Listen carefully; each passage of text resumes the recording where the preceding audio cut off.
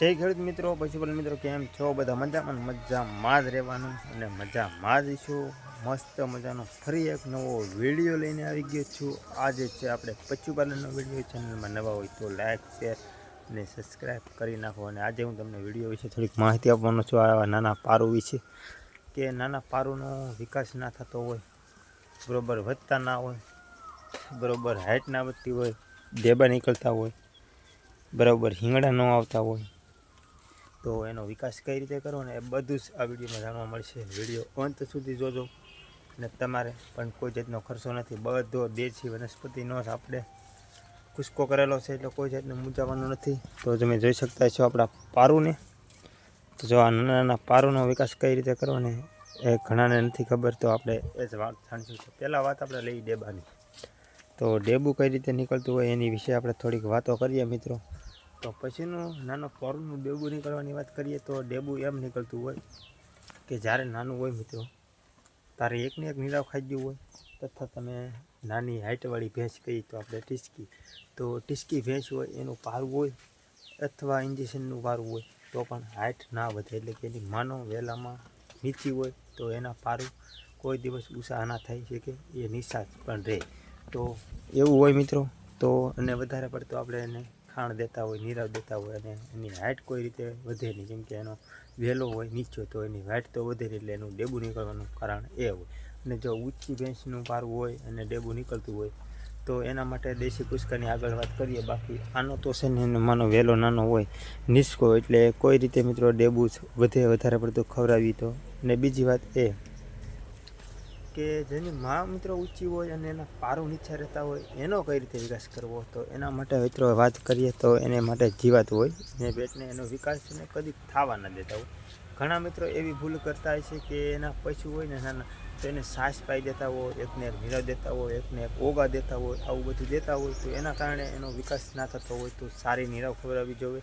તથા એની બીજી વાત કરીએ તો એને તમારે મિત્રો એક કડવો કહીએ ને તો કડવો કુસ્કો મેં પહેલેથી જ બનાવેલો છે. તો તમારે લીમડો લેવાનો છે. આપણે કડવો લીમડો તમને બતાવી દઉં તો જોઈ શકતા છો. આ છે આપણો કડવો લીમડો ને એની માલપા મિત્રો કમોળિયા હોય હા કોળના પાંદડામાં, તો એક કોળના પાંદડાના તમારે 150 ગ્રામ જેટલા કમોળિયા લેવાના. અને તથા તમે જોઈ શકતા છો આ લીમડો. તો આ લીમડાની તમારે ઉપલી છાલ ઉખડીને અંદરથી લાલ જેવી છાલ નીકળે, એ છાલના 2-3 બટકા લેવાના અને લીમડો લેવાનો.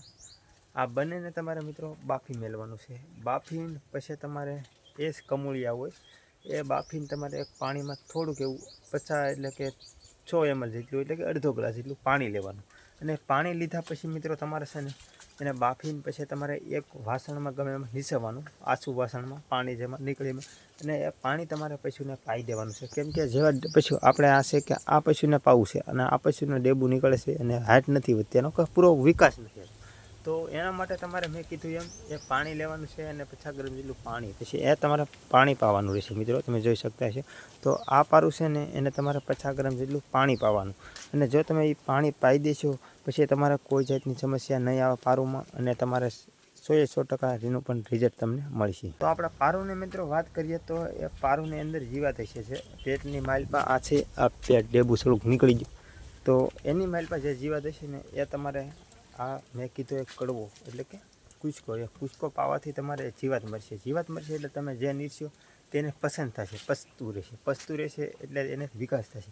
વિકાસ થશે એટલે એની હાઇટ વધશે. ડેબું જો મિત્રો જે પશુની હાઇટ વધતી હોય ને એનું ડેબું નહીં નીકળે, તમારે ગમે ના જોઈ લેવાનું. જેની હાઇટ ના વધતી હોય ને એનું જ ડેબું નીકળે, કેમ કે પસતું ના હોય એટલે એના માટે. તો જેની હાઇટ મિત્રો આની જો હાઇટ થોડીક વધે છે એટલે એનું થોડુંક ડેબું ઘટ્યું છે.